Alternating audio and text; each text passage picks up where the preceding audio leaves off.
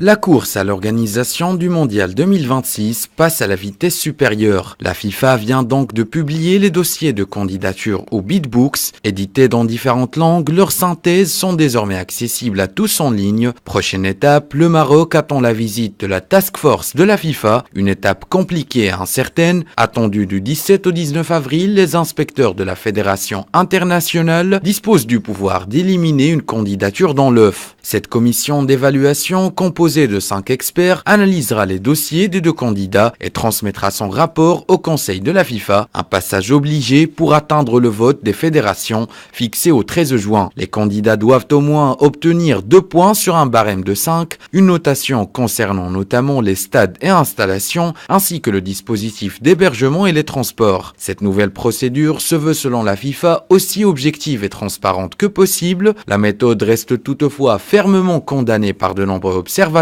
Ahmad, président de la CAF, faisant partie des 37 membres du Conseil de la FIFA, s'est insurgé contre le pouvoir de cette task force, un pouvoir exorbitant qui lui donne le droit d'écarter un dossier avant la phase du vote. À l'heure actuelle, le Maroc dispose déjà du soutien de 49 des 54 fédérations africaines et 12 des 55 fédérations européennes. Malgré la concurrence, une dizaine des 45 voix américaines, dont celles de Cuba et de la Jamaïque, sont également espérées. De surplus, Maroc 2026 espère obtenir 3 des 11 voix océaniennes, dont celle de Tahiti, et une vingtaine de voix sur 46 en Asie. Une chose est sûre, le Maroc, fort du soutien de la CAF, défendra crânement ses chances et fera tout pour aller jusqu'au vote final.